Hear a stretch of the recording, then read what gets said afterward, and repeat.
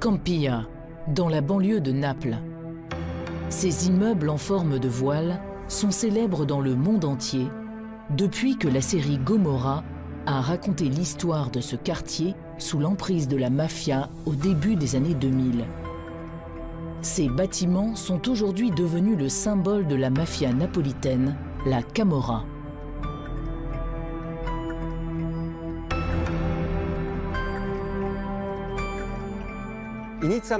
Au départ, Scampia devait être un quartier moderne de Naples, qui devait offrir des habitations populaires de qualité. Après la construction de ces voiles en particulier, on n'a pas créé d'infrastructures ni de services. Alors qu'a fait la Camorra? Elle a profité de cette pauvreté et du manque de travail pour mettre en place des trafics. De cigarettes d'abord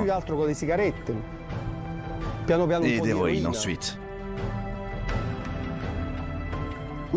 Petit à petit, ces bâtiments ont été modifiés pour répondre aux exigences de la Camorra.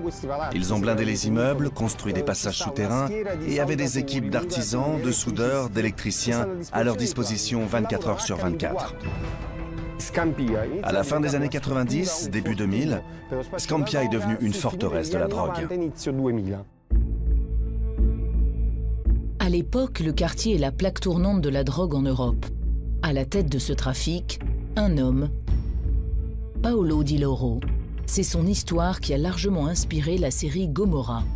Le clan naît avec Paolo Di Lauro, un personnage très énigmatique qui appartient à la vieille Camorra.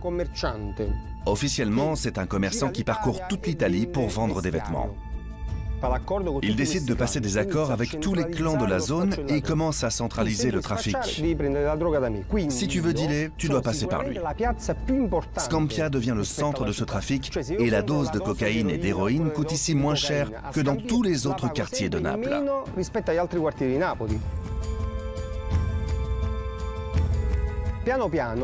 Scampia devient alors un supermarché de la drogue, ouvert 24 heures sur 24 avec toute une organisation. C'est-à-dire avec des transporteurs, des guetteurs, des distributeurs, ceux qui doivent réapprovisionner les stocks, ceux qui surveillent l'arrivée de la police, et il y a même des goûteurs.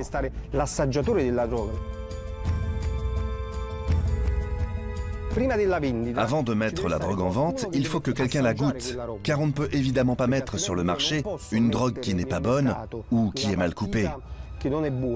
3 ou 4 personnes mourraient d'overdose et ça attirerait l'attention de la police. Alors qu'est-ce qu'ils font? Il y a des toxicomanes sans argent, mais qui ont quand même besoin de se droguer. Le clan ne les chasse pas. Au contraire, il leur demande de rester et leur donne des doses gratuitement. S'ils sont encore en vie après 24 ou 48 heures, la drogue peut être distribuée en grande quantité.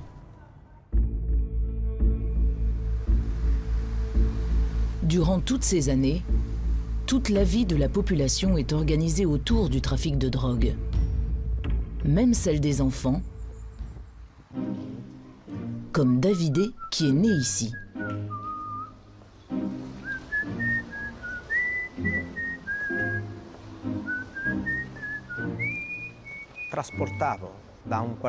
Je transportais d'un endroit à un autre la drogue et parfois même des armes. J'ai commencé à l'âge de 10-11 ans. J'ai grandi avec cette mentalité, avec l'idée de devoir être, mais aussi de vouloir devenir un camorriste. Je voyais ces criminels et ils me plaisaient. Parce qu'ils avaient beaucoup d'argent, parce qu'ils étaient respectés. Ils avaient tout. Ça me fascinait.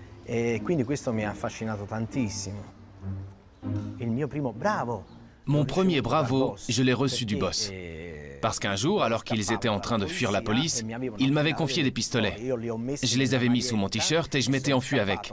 Je leur ai rendu un bon service et ils m'ont félicité. C'était très gratifiant. Et le soir, j'ai reçu une paire de chaussures neuves. Je n'avais pas conscience du risque, de la prison, de la mort. Je n'avais aucune culpabilité non plus. Pourtant, je vendais la mort. Je vendais de l'héroïne, de la coke, du hash. Même en voyant des morts d'overdose, ça ne me faisait rien. À Scampia, je n'ai pas eu la chance d'être un enfant.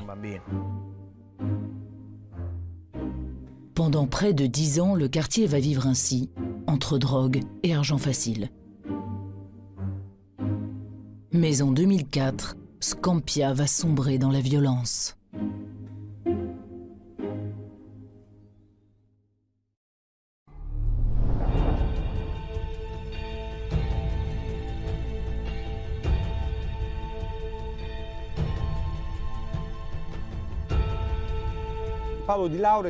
Paolo Di Lauro est contraint de partir en cavale. Le commandement revient naturellement à son fils aîné, Cosimo Di Lauro. Que fait Cosimo? Il rajeunit les clans. Il change tous les boss qui géraient la drogue dans la zone nord de Naples et les remplace par des plus jeunes. Les vieux camorristes sont chassés pour laisser la place à des plus jeunes assoiffés de pouvoir. Ça va mettre en colère les anciens, qui ont encore du poids au sein de la Camorra. Ils créent leur clan et font sécession, ce qui provoque une guerre. Et quand ils se font la guerre, c'est vraiment la guerre.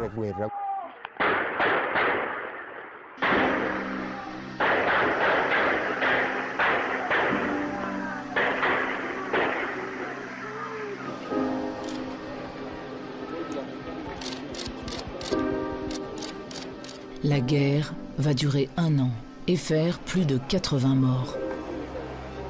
Cette guerre se caractérise par la cruauté de ses meurtres. À travers les assassinats, ils envoient un message symbolique. On ne se contente pas de tuer, on défigure. Les visages sont littéralement gommés par les rafales de balles. Je veux te rendre méconnaissable, même aux yeux de tes proches qui ne pourront pas t'identifier à la morgue.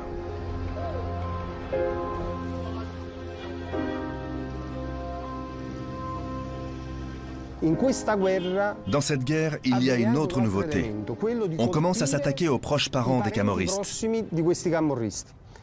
Les camorristes doivent se cacher quand il y a une guerre. Alors pour les faire sortir de leur cachette, que font leurs ennemis? Ils vont les provoquer. Ils commettent des actes qui vont à l'encontre de toutes les conventions de guerre. Ils tuent des cousins, des beaux-frères, des parents plus ou moins proches. Ils créent un climat de terreur.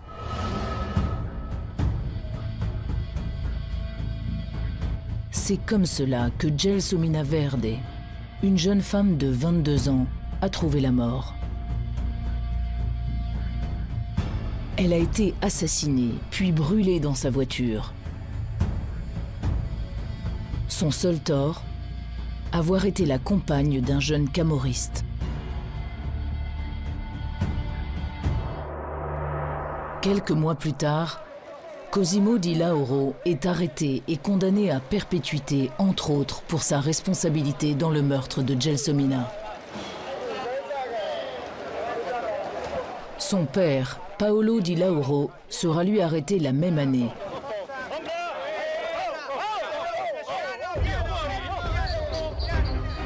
Ces 2 arrestations vont marquer la fin du règne mafieux à Scampia. Mais à Scampia seulement.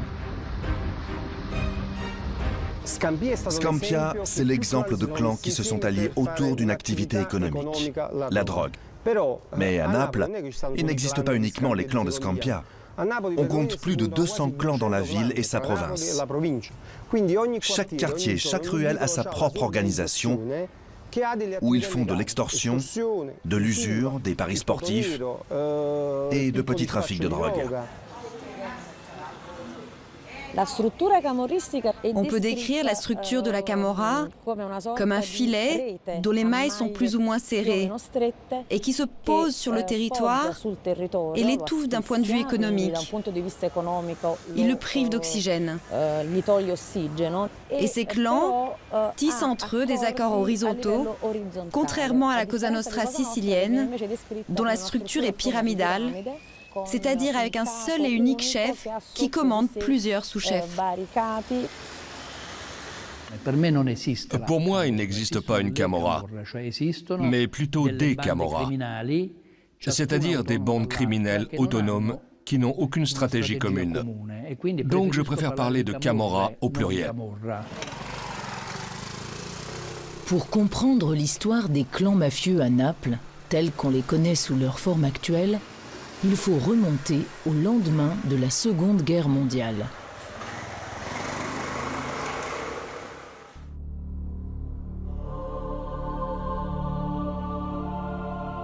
Naples, à la fin de la Seconde Guerre mondiale, est une ville à genoux parce qu'elle a essuyé les bombardements les plus lourds.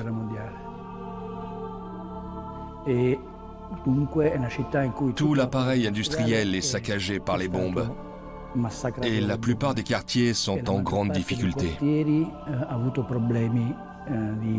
Partout, les gens vivent dans la rue. Donc Naples, à cette époque, est une ville en grande souffrance.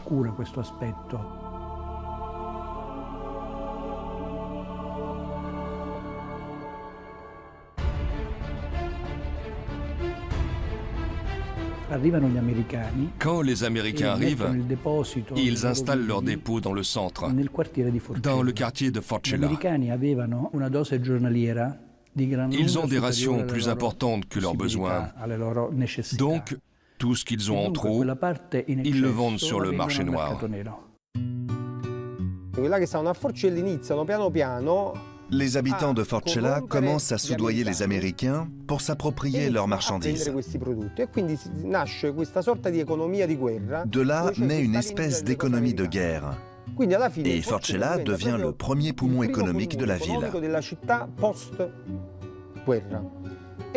Quoi que tu cherches, tu le trouves dans ce quartier. Et aujourd'hui encore, c'est comme ça pour les Napolitains.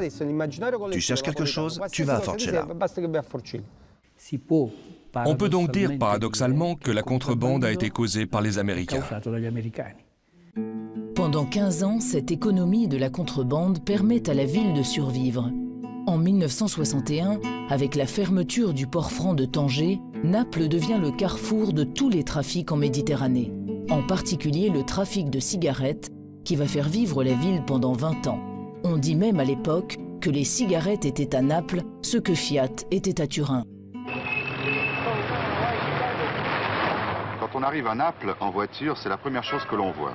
Des jeunes gens qui vendent des cigarettes de contrebande, 45% moins chères que dans les bureaux de tabac, au beau milieu de la rue, en plein jour, et sans jamais donner l'impression d'avoir peur de la police. Les contrebandiers font le signe de croix lorsqu'ils doivent prendre la mer pour aller récupérer des caisses de cigarettes apportées par un navire qui les attend en dehors des eaux territoriales. Chaque année, 4 ou 5 équipages disparaissent. La Guardia di Finanza a saisi en un an 562 tonnes de cigarettes.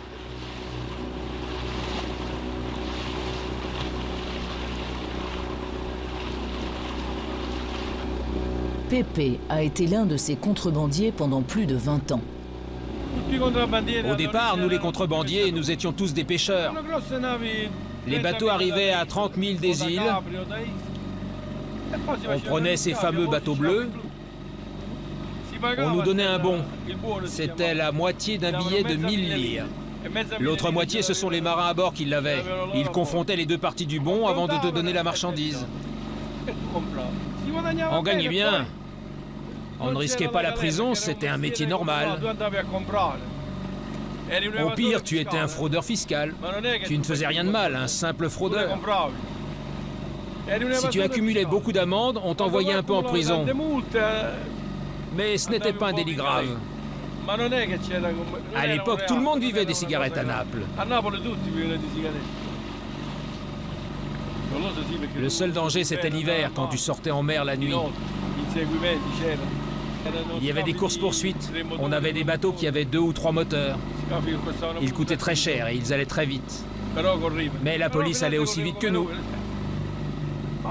Nous, on avait toujours peur, mais que de la mer. Car la mer a besoin de plus de respect.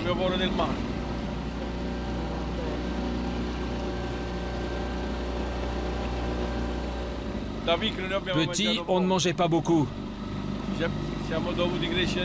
Nous sommes des enfants d'après-guerre. On a connu la faim et la misère. On devait se débrouiller. Alors quand les cigarettes sont arrivées, pendant 20 ans à Naples, nous vivions tous très bien.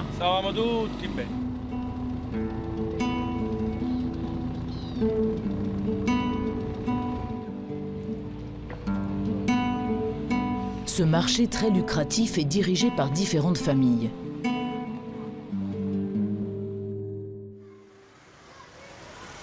Dans le quartier de Forcella, berceau historique de la contrebande, le trafic de cigarettes permet l'émergence du clan des Giuliano, la plus emblématique des familles mafieuses de Naples.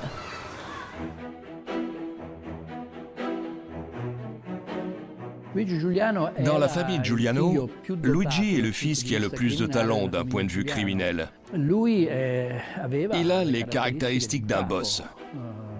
Il faut dire aussi que dans la famille Giuliano, ils sont tous très beaux.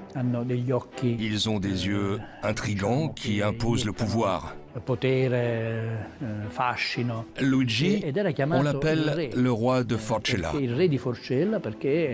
parce que c'est lui qui gère les trafics. Il a donc tous les pouvoirs. Et rien ne se passe dans le quartier sans son approbation.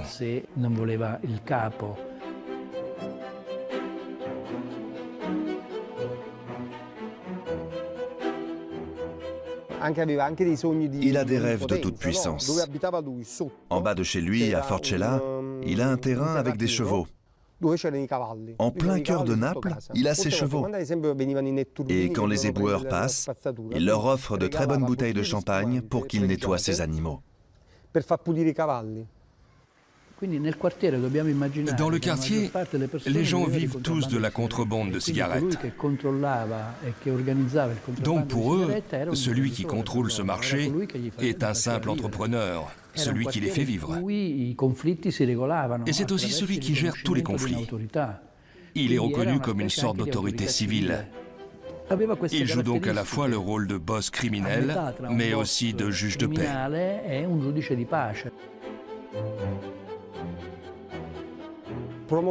Il veut développer le quartier.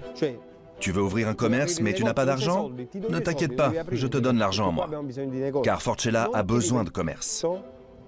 D'ailleurs, il n'impose pas le pizzo, le racket des commerçants. Au contraire, il les soutient car il veut faire en sorte que ce quartier historique du cœur de Naples soit le meilleur de la ville.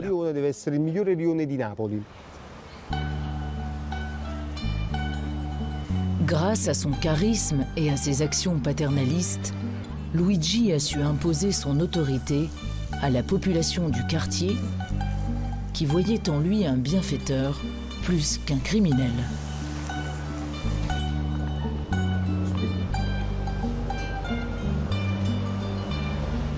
Luigi Giuliano était un bel homme.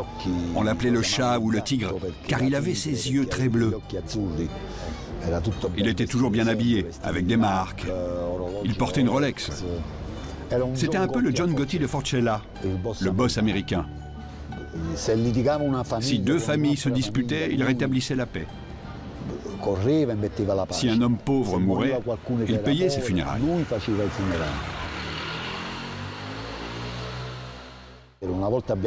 Un jour, on a voulu faire un match de foot dans le quartier.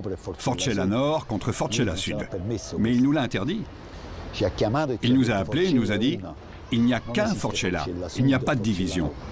C'est un seul et même quartier. » Alors on a annulé le match, puisqu'il ne nous a pas donné l'autorisation. C'était pas un homme qui était du genre à sortir de chez lui pour tirer sans raison. Mais on savait qu'il avait commis pas mal de meurtres. Donc les gens avaient quand même peur de lui. Le respect de la population, Luigi le tire essentiellement de la peur qu'inspire cette réputation d'homme ultra-violent. Car sous couvert d'actions bienveillantes, la Camorra est un système fondé sur la violence, où seules valent les règles des clans et où la désobéissance est sanctionnée par la mort. Il invente le Toto Nero, les paris abusifs liés au foot, et un loto illégal. Deux marchés qui ont un immense succès dans les quartiers populaires de Naples. Ensuite, il passe au trafic de drogue, de l'héroïne.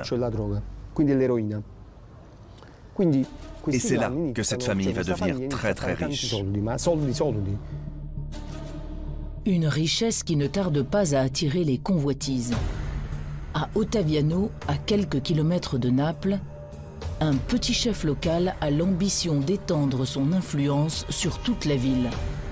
Et c'est d'une cellule que Raffaele Cutolo va mettre son projet à l'œuvre. À cette époque, cet homme est emprisonné pour meurtre. C'est un criminel de droit commun, en quelque sorte. Mais il va réussir à construire de sa cellule la plus grande organisation à Naples d'après-guerre. Il réunit des milliers de personnes et en fait une armée. Il fait coudre des vêtements aux jeunes qui arrivent en prison, il envoie de l'argent à leur famille, il leur procure un avocat, donc Cutolo recrute ces jeunes qui sont à la dérive. Il va presque jouer le rôle d'un prêtre. Certains l'appellent d'ailleurs le grand prêtre. Il fait du social, il écoute, il travaille sur la psychologie des détenus, il s'occupe des membres de leur famille. Il crée en fait pour la première fois un réseau d'assistance dans les prisons. Cutolo a investi dans la misère de ces jeunes prisonniers et a créé une véritable armée.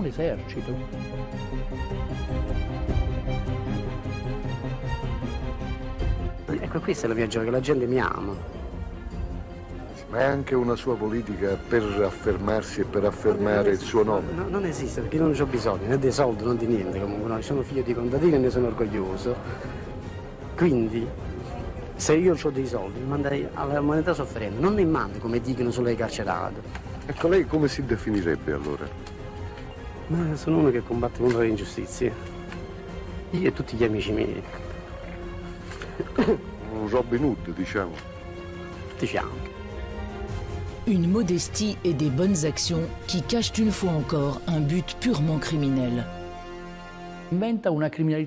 Il crée une vraie idéologie criminelle qui présente d'ailleurs certains points communs avec celle de Daesh aujourd'hui.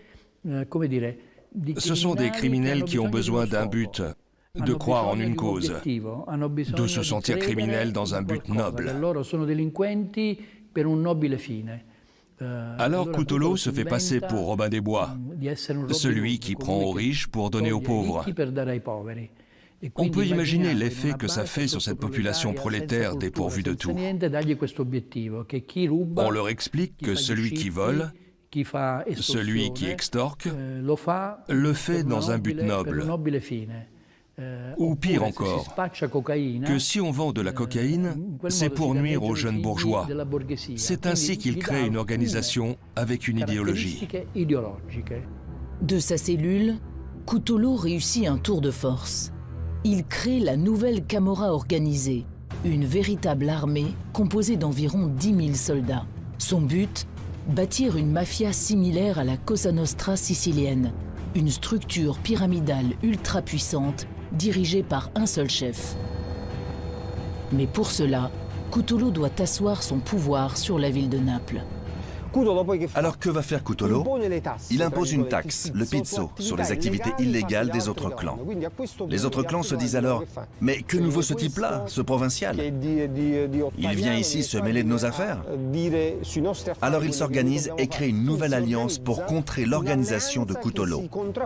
Elle va s'appeler la Nouvelle Famille. C'est naturellement autour de Luigi Giuliano que se fédèrent les différents clans mafieux de Naples. En exigeant une taxe sur chaque caisse de cigarettes qui rentre en ville, Cutolo déclare la guerre à Luigi Giuliano et ses alliés.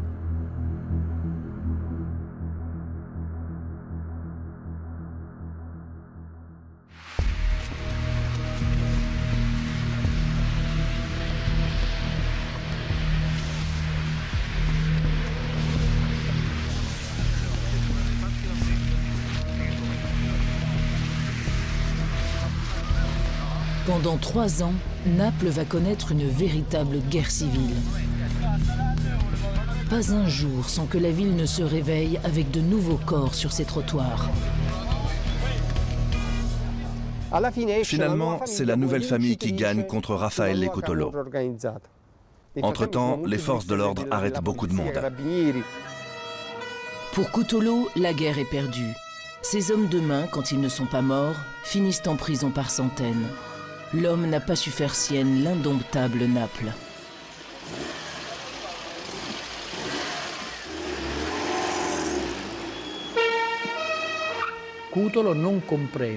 Cutolo ne comprend pas que dans la réalité sociale et criminelle de Naples, il est très difficile d'organiser une seule et unique structure. La Camorra napolitaine a sa propre anarchie que Cutolo ne va pas pouvoir résoudre. Elle est historiquement défragmentée. C'est une tentative d'unifier quelque chose qui n'a jamais été unifié auparavant. Cette tentative échoue parce que la Camorra est une organisation criminelle désorganisée. Raffaele Cutolo est aujourd'hui encore en prison et condamné à une perpétuité réelle. Après lui, plus personne n'a tenté de réunir les différents clans de la Camorra en une seule organisation.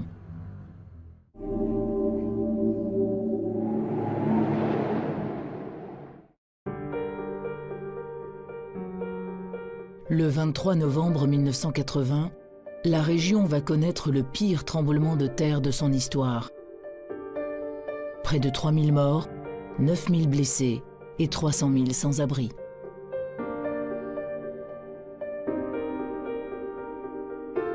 Un drame humain qui va pourtant donner naissance à une nouvelle entité mafieuse dans la région. Le tremblement de terre de 1980 a bouleversé l'histoire de notre terre, avec la reconstruction. Toute la structure urbaine est affectée. Il y a des milliers de sans-abri, des milliers de gens qui dorment pendant des semaines dans des containers puis dans la rue. Naples se retrouve dans une situation proche de l'après-guerre. La Camorra comprend qu'il y a une chance à saisir. Ils se disent que ce n'est pas très compliqué de devenir entrepreneur dans le bâtiment.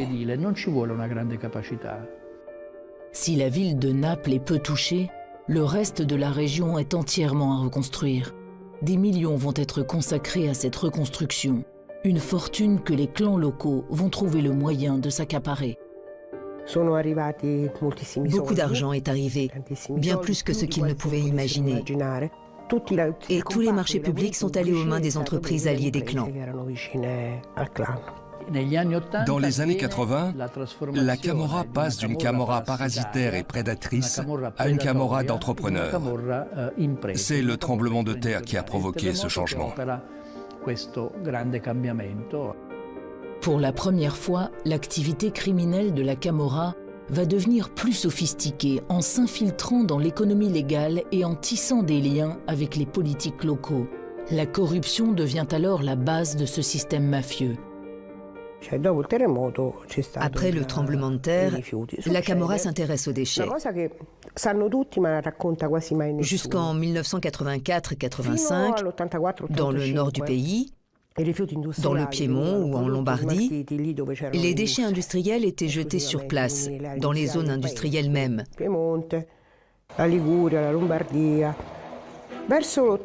Mais à partir de 1987-1988, il n'y a plus de place dans les décharges de ces régions.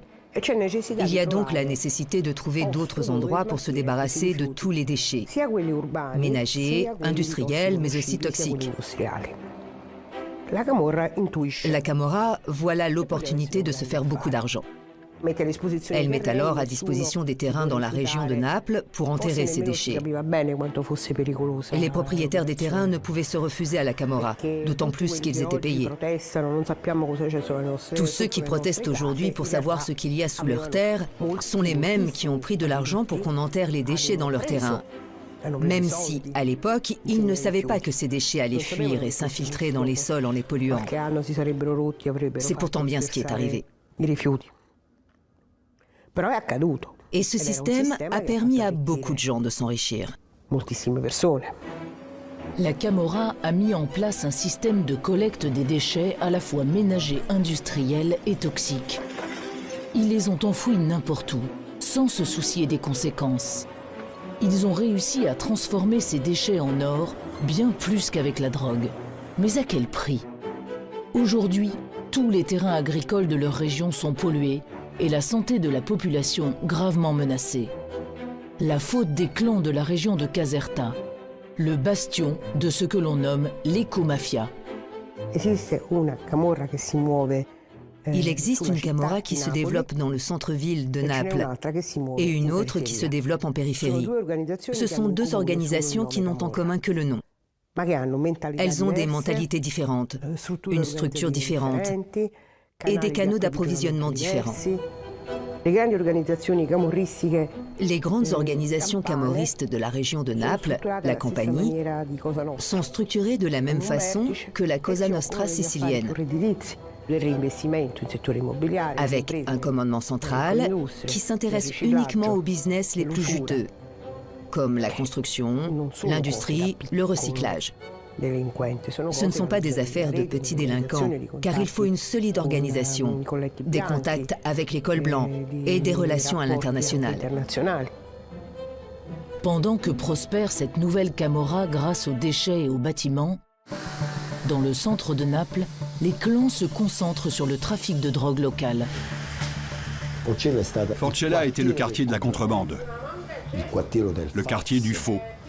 Puis c'est devenu un des premiers quartiers de la drogue. Alors j'ai dit,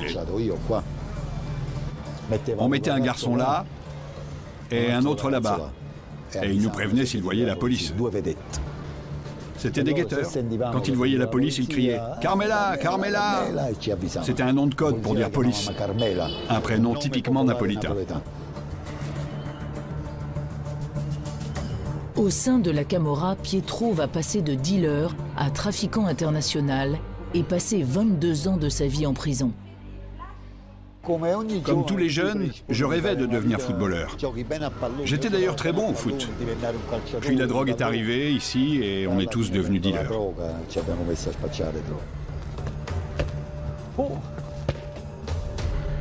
Le foot, c'est la vie ici. Le foot te fait oublier ce que tu es, les mauvaises choses de la vie. Pour nous, Napolitains, c'est une passion. Une passion qui atteint son paroxysme en 1986 avec l'arrivée de Diego Maradona. Grâce au joueur argentin, le club de Naples devient pour la première fois de son histoire la meilleure équipe d'Italie. Quand Diego Armando Maradona est venu à Naples, ça a été un grand moment de libération et d'émancipation pour la ville, qui s'est toujours sentie dominée et écrasée par le Nord. Ces victoires de l'équipe de Naples ont été une vraie revanche. C'est également une aubaine pour l'historique clan des Giuliano, qui trouve en Maradona son meilleur ambassadeur. Il s'intègre très bien à Naples car il fait usage de cocaïne. Et qui peut lui fournir cette cocaïne? La famille Giuliano de Forcella. Donc le clan Giuliano se lie d'amitié avec Maradona. Il y a d'ailleurs des photos qui sortent où on les voit ensemble dans la baignoire des Giuliano en forme de coquillage. Mais on le voit aussi dans les cérémonies d'anniversaire des boss. Pourquoi?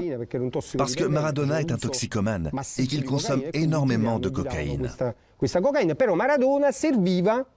Mais Maradona sert aussi au clan, qui peut se vanter d'accueillir Diego Maradona, l'idole de Naples. Nous sommes au même niveau que Maradona. Et donc, le message qu'ils envoient à la population est que les Giuliano peuvent avoir tout ce qu'ils veulent.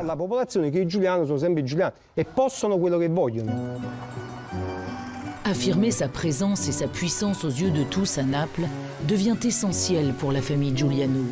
Car à cette période, la belle alliance des clans napolitains nés de la lutte contre Raffaele Cutolo commence à s'effriter. Et surtout, au sein même de la famille Giuliano, l'unité du clan est remise en cause par des luttes de pouvoir. Usé par des allers-retours en prison et par ses luttes intestines, Luigi, le roi, décide en 2002, après avoir régné 30 ans, de se rendre et de collaborer avec la justice italienne.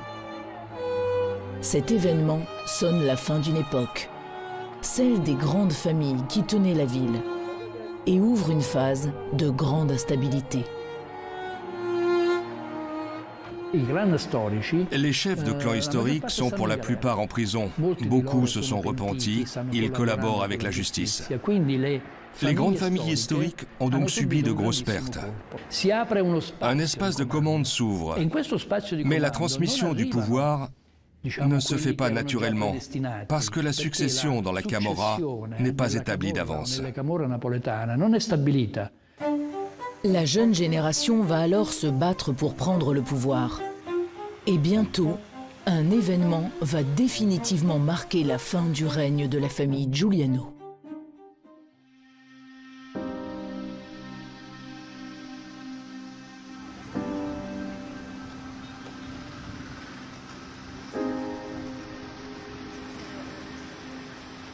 C'est un samedi soir pendant un match de Naples.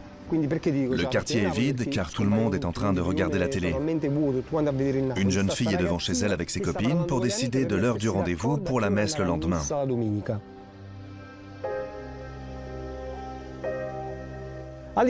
Là, deux tueurs arrivent en scooter pour exécuter Salvatore Giuliano. Qui est Salvatore Giuliano? C'est celui qui est en train de réorganiser un clan avec l'aide de son oncle Ciro afin de chasser un nouveau clan qui avait pris possession de leur quartier. C'est toujours la même histoire. Les coups de feu fusent.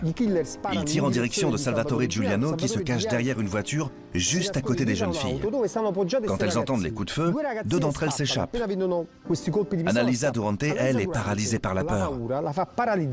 Elle ne sait plus quoi faire, elle ne peut plus bouger. Salvatore Giuliano sort de derrière la voiture. Il réplique avec son arme. Et en ripostant, l'une de ses balles finit dans l'œil droit d'Annalisa.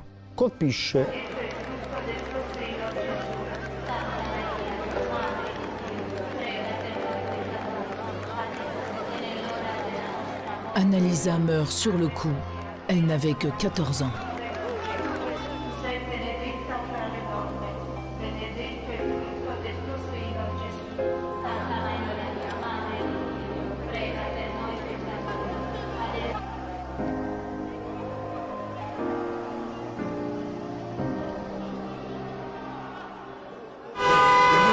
Le gas tutti quanti. Avete soddisfazione, adesso non è il momento. La legge mi deve dare pure soddisfazione. Perché una bambina così.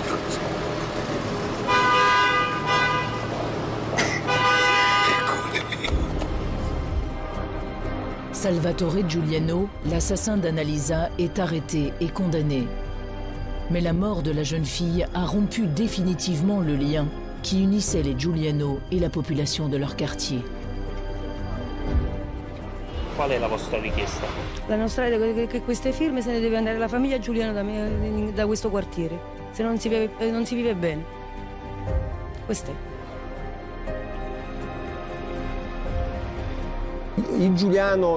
Les parents et grands-parents Giuliano redistribuaient les richesses. Avec eux, il y avait un certain système d'assistance. Avec ces jeunes, non. Pour les grands-parents et les parents, les règlements de compte armés ne devaient avoir lieu qu'en ultime recours. Alors que ces jeunes tirent sans hésiter et à la moindre occasion. Ils ont un rapport à la violence et à la mort différent. Chez eux, le mal est banalisé.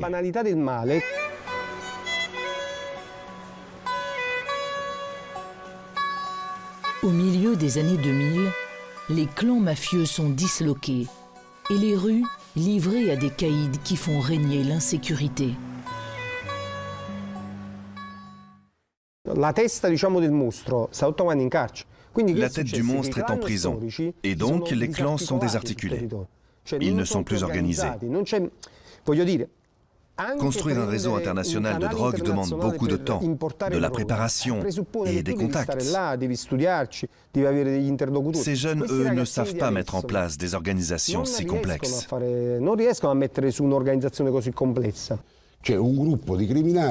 Il y a des groupes de criminels sans chef, sans logique, sans stratégie.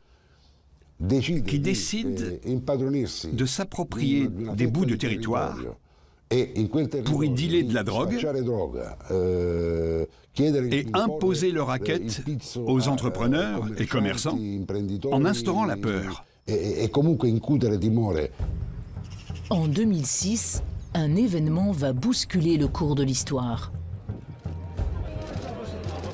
Roberto Saviano, un jeune napolitain, va sortir un livre pour dénoncer les trafics de drogue, la corruption, l'écomafia, en centre-ville et dans la région de Naples.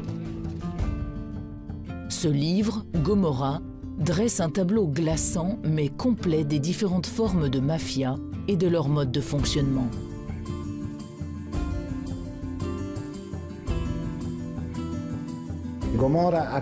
Gomorra a changé l'histoire de la lutte contre la Camorra. Et Saviano a été un point de référence extraordinaire dans cette lutte. Le livre Gomorra a permis au monde de voir une représentation de la Camorra que personne ne voulait voir. Ça a été une claque énorme, même pour les institutions. Le livre est un best-seller mondial. Les autorités mettent un coup d'accélérateur dans la lutte contre l'organisation mafieuse. Et Saviano est obligé de vivre sous escorte, car la Camorra le tient responsable de son affaiblissement. On se trompe si on associe le terme Camorra à ce qui se passe à Naples aujourd'hui. Ça n'a rien à voir. À Naples, nous ne sommes pas confrontés à des clans camorristes, mais à des bandes de criminels, pas moins dangereuses, mais avec des méthodes plus démonstratives, plus théâtrales, qui agissent de façon différente, mais avec des fins criminelles similaires, le profit à n'importe quel prix. Dernier phénomène en date, la stesa. Des bandes de jeunes criminels qui font des raids à scooter dans certains quartiers populaires de la ville en tirant des coups de feu en l'air. La stesa n'est rien d'autre qu'une incursion de quelques jeunes ratés qui aspirent à devenir des criminels. Ils ne sont animés que par l'idée de terroriser les habitants et les commerçants d'un quartier,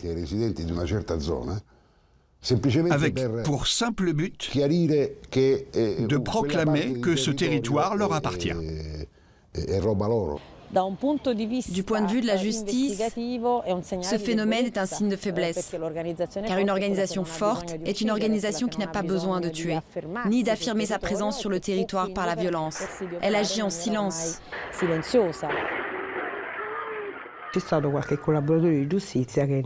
Pour certains camorristes aujourd'hui repentis, il s'agirait d'une stratégie des vieux chefs qui instrumentaliseraient ces jeunes fous afin d'instaurer la terreur, pour ensuite mieux revenir en tant que garant de la paix. Je ne sais pas si c'est vrai. Qui peut savoir?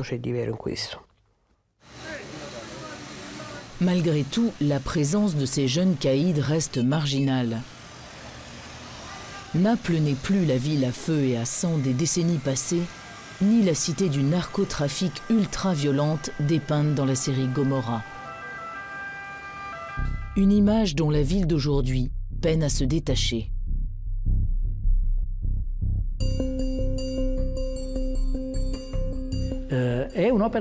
C'est une œuvre artistique qui devrait être évaluée en tant que telle. Si on me demande si c'est la vérité, je réponds oui. C'est une partie de la vérité, mais ce n'est pas toute la vérité. Dans cette réalité, il y a du vrai parce qu'ils opèrent en effet de cette façon, mais ils n'ont pas le contrôle de toute la ville. La série décrit Naples quand elle était la ville du narcotrafic. Si on vient à Naples aujourd'hui, on ne va pas se faire tuer par Chanel ou n'importe quel autre tueur dans la rue. Naples n'est pas la ville la plus violente du monde. Naples n'est même pas dans les 50 villes les plus violentes du monde. Naples n'est pas la ville la plus violente d'Europe. Il y a d'abord 3 villes baltes et même Bruxelles. Si on parle en nombre d'assassinats par rapport au nombre d'habitants. Bien que la Camorra dans sa forme traditionnelle semble avoir disparu, sa culture et ses traditions restent elles encore profondément enracinées. La Camorra, en tant qu'organisation avec une entreprise sur tout un territoire, n'existe quasiment plus. Par contre, il existe encore une culture camorriste. Par exemple, si j'ai un scooter et qu'on me le vole, qu'est-ce que je vais faire? En tant que bon citoyen, je vais dénoncer le vol à la police. Mais en sortant du commissariat, je vais me renseigner dans le quartier. Je vais aborder des gens pour chercher un interlocuteur qui va pouvoir m'aider. Je leur dis, regarde, j'ai fait de mal à personne, j'ai garé le scooter et il n'est plus là. Si tu entends quelque chose ou si tu connais quelqu'un qui pourrait m'aider, tiens-moi au courant. Il y a 90% de chances qu'après ça, je sois mis en relation avec quelqu'un qui, en l'espace de 2 jours, me retrouve le scooter. Je récupère donc le scooter, mais en échange, je devrais évidemment payer cette personne. Du coup, je retourne au commissariat pour retirer ma plainte. Et je leur dis, je suis désolé, j'avais oublié que j'avais prêté le scooter à un ami. Et je retire ma plainte. Les statistiques sur les retraits de plaintes à Naples sont affolantes.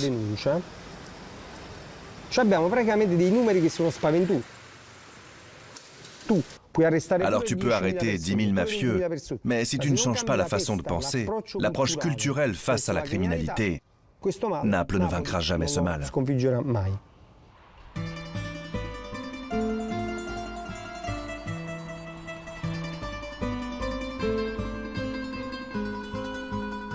Scampia peut se vanter d'un triste record, celui du plus grand taux d'analphabétisme.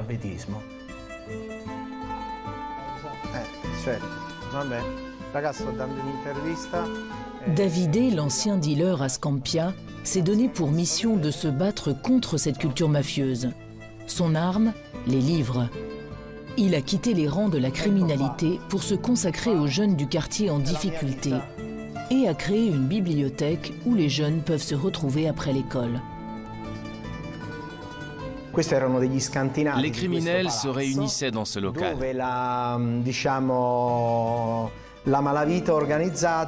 Ici, il y avait un grand fauteuil, là un grand écran pour voir les matchs de Naples. Ils comptaient l'argent, ils faisaient les comptes de la journée pour voir combien de drogue avait été vendue. Et maintenant, c'est devenu un endroit d'espoir et de résistance, rempli de livres. Rendez-vous compte, les mafias ont plus peur de l'école que des juges. Donc on devrait investir beaucoup plus dans l'éducation. Mais le problème majeur de Naples reste l'emploi, avec près de 50% des jeunes qui sont au chômage. Dans ce contexte, la criminalité reste bien souvent la seule alternative. Pietro, lui, essaie de leur offrir une autre voie. J'ai fait 22 ans de prison. Ce sont des années gaspillées, perdues. Des moments de bonheur manqués avec ma famille. Ça n'en valait pas la peine. Si je pouvais retourner en arrière, je ne referais pas les mêmes erreurs. Maintenant, je suis activiste. Je n'ai plus peur. Alors qu'avant, si. Quand je dealais, j'avais peur car je fréquentais des criminels, des boss. J'étais toujours sous tension. Maintenant que j'ai changé de vie, je n'ai plus peur. Je suis dans la vraie vie. J'aide les ex-détenus à retrouver du travail. Je vais rendre visite aux détenus. Je fais des choses qu'il y a 15-20 ans, j'aurais jamais pu imaginer faire un jour. J'essaie d'être un exemple pour les jeunes, car ils ont besoin d'un modèle positif. De leur côté, les autorités publiques ont pris une décision symbolique. À Scampia, les vélés, ces bâtiments en forme de voile, emblématiques de la puissance de la Camorra, vont tous être rasés. Tous, sauf un.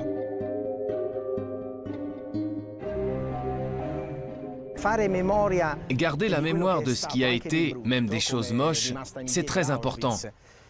Comme on a gardé Auschwitz. Car si on ne préserve pas cette mémoire, elle meurt. En apprenant du passé, d'une mémoire négative, on cherche à construire un futur positif. Et je pense que les gens d'ici en sont capables.